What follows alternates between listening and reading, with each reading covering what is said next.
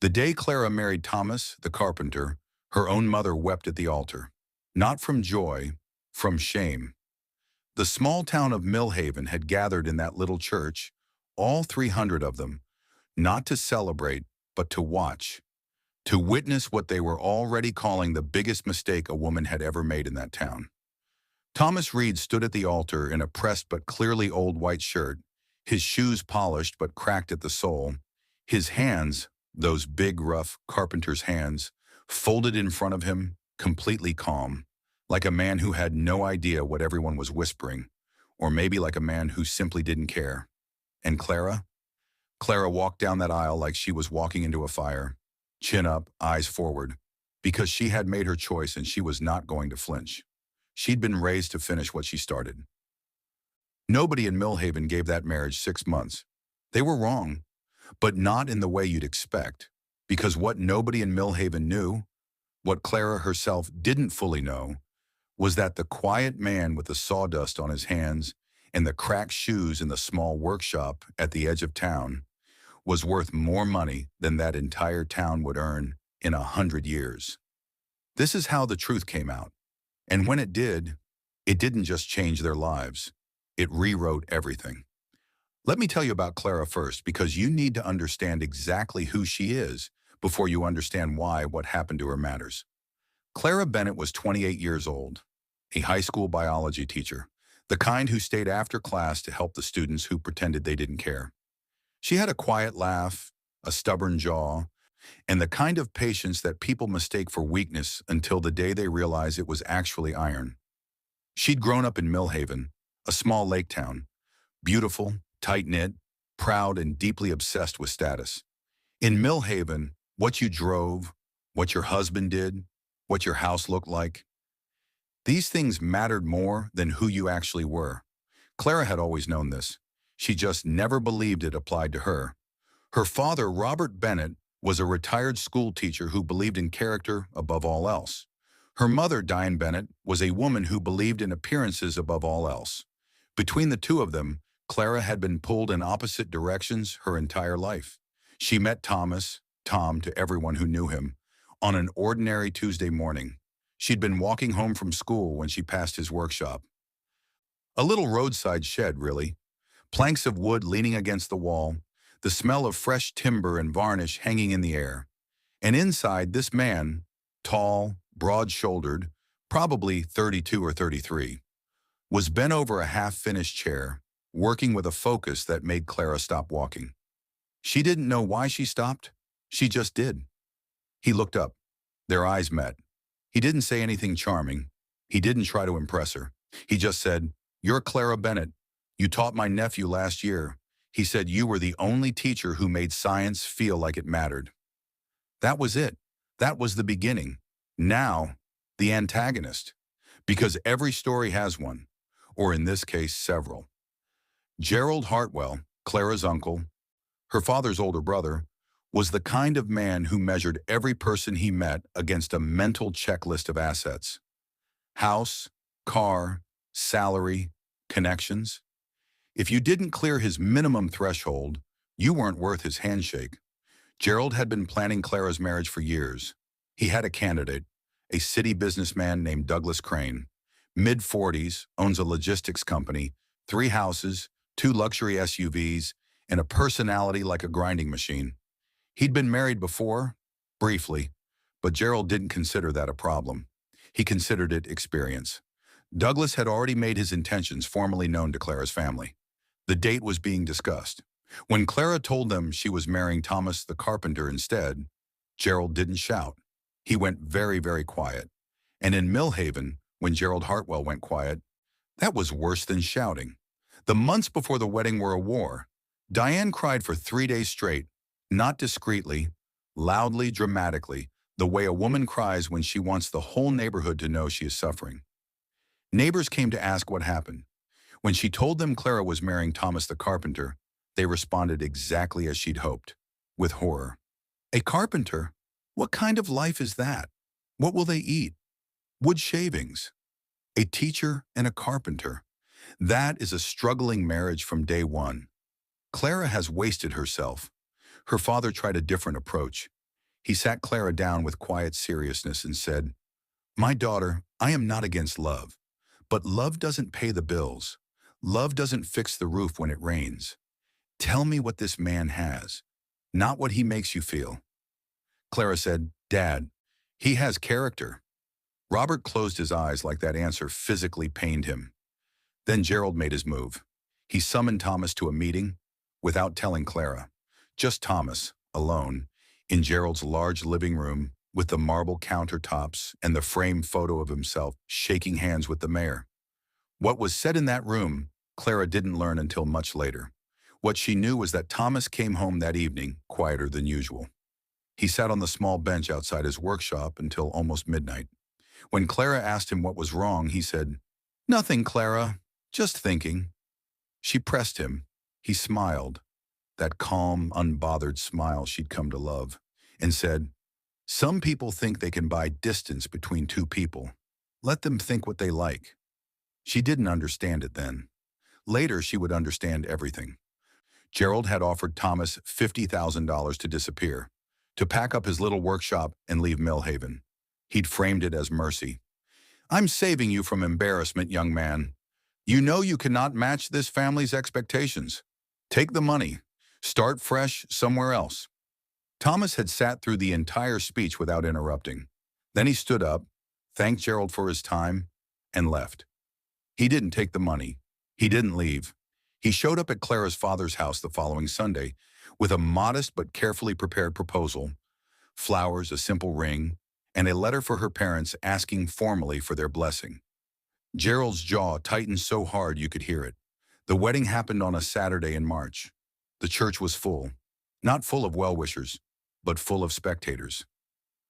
People came the way people come to watch a car accident, certain of disaster, unable to look away.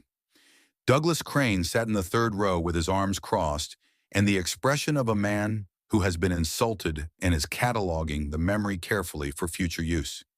He'd driven 3 hours for an introduction that never happened. He'd spent money on a suit. He was not going to forget this. Thomas's side of the church was smaller. A few friends. His elderly mother, Margaret Reed. A small woman with kind eyes and knotted hands, who sat in the front row in a pale blue dress, holding her Bible against her chest and smiling like she knew something the rest of the room didn't. Clara would think about that smile for years afterward. After the wedding, the couple moved into Thomas's house, a 2-bedroom cottage at the edge of town, simply furnished, spotlessly clean, not impressive by Millhaven standards.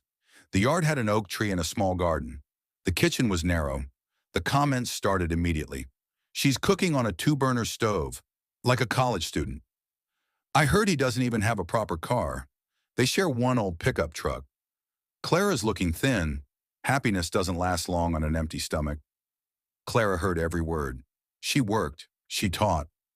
She came home to a man who fixed things with his hands, who laughed easily, who read in the evenings, who never raised his voice, who brought her coffee before she asked for it.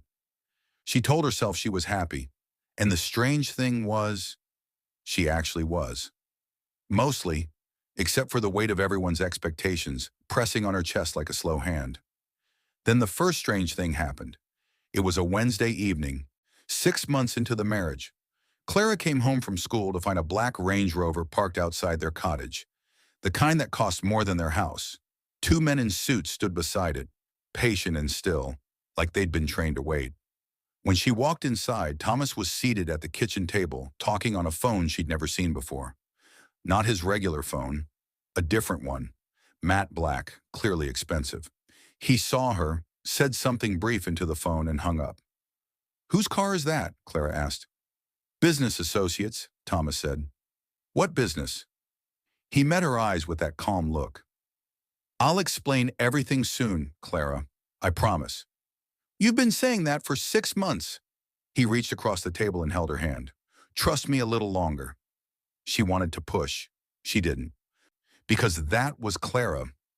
She extended trust like she extended patience. All the way, past the point where most people would stop. The suited men left without coming inside.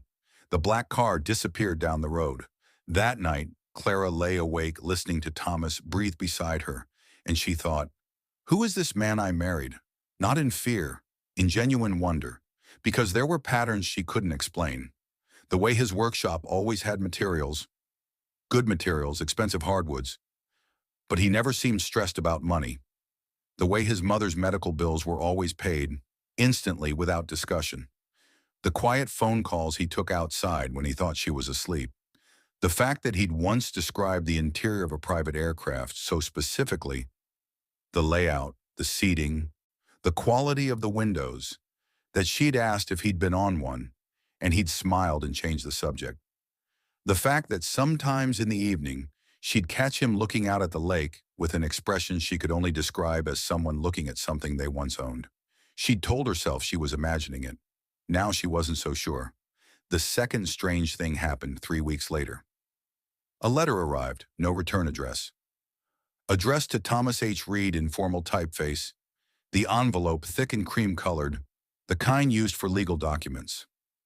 Thomas took it from her hand gently, read it standing in the doorway, then folded it and put it in his chest pocket. His face was unreadable. "What was that?" Clara asked. "A reminder," he said. "Of what?" He looked at her for a long moment. Then, "Clara, when is your school's midterm break?" 2 weeks from now." "Good. Clear the week after that. I want to take you somewhere." She stared at him. "Take me where?" He smiled. That same smile. The one that held something she couldn't quite see. "Home," he said. "We are home. My other home." The week of midterm break arrived. Clara had packed a modest bag. She didn't own much. Thomas had packed nothing. She noticed that. A man who packs nothing for a trip either doesn't need anything or already has everything waiting. They drove to the regional airport in the old pickup truck, which felt normal. Then Thomas made a phone call at the terminal. A short, quiet call. Then he turned to Clara and said, "Come." "Come where?" "Thomas, this is the departures hall." "Where are we?" "Come, Clara." They were met by a uniformed attendant who led them not to the regular check-in queue, but through a side door, down a corridor Clara had never noticed before, and out onto the tarmac, where a private aircraft was waiting, small but immaculate, white with a silver stripe, steps already extended, a crew member standing at attention. Clara stopped walking. "Thomas." "Yes." "Whose plane is this?" A pause. "Mine." The word landed like a stone in still water. Clara looked at the plane, looked at her husband, looked at his worn shoes, and noticed for the first time that they weren't worn because he couldn't afford new ones. They were worn because he preferred them. "I don't understand," she said. "I know," Thomas said gently. "Let me show you." They flew to New York. Not the New York of crowded terminals and hustle, the New York of wide, quiet streets in the Upper East Side, of townhouses behind polished doors with stone facades that looked like they'd been there since the city was young. The driver who met them at the airport called Thomas Sir with the ease of someone who'd been doing it for years. They pulled up to a building, glass and limestone. A doorman opened it immediately. The penthouse behind it was enormous. Not flashy enormous, tasteful enormous. Clean lines, warm light, floor-to-ceiling windows looking out over the city. Art on the walls chosen with care rather than show. Clara stepped out of the elevator and stood in that living room and couldn't speak. "How?" she started. "Come sit down," Thomas said. "I'll tell you everything." And he did. They sat in a living room that could have swallowed their entire Millhaven cottage, and Thomas told Clara the truth. All of it, without flinching. His full name was Thomas Henry Reed. But in the business world, in the financial press, in boardrooms, in the infrastructure contracts that spanned the eastern seaboard, he was known as T.H. Reed. The T.H. Reed of Reed Capital Group, one of the largest private construction and real estate development conglomerates in the country. Roads, bridges, commercial developments, industrial facilities, mixed-use urban projects. A company that employed over 11,000 people across 14 states. His net worth conservatively estimated in the last Forbes Private Wealth Report, $4.8 billion. Clara sat very still for a long time. "The carpentry workshop," she finally said. "Real," he said. "I learned carpentry from my father. I loved it. I still love it. When I'm in Millhaven, I work. It keeps me honest. The cracked shoes. I like those shoes. The old pickup truck, a ghost of a smile. Good truck. Thomas, her voice cracked. Why? Why didn't you tell me? Why didn't you tell me before we married? I would have. You would have what? He asked quietly. Loved me differently? She closed her mouth. That's why, he said. Clara, I have been surrounded my entire adult life by people who see what I own before they see who I am.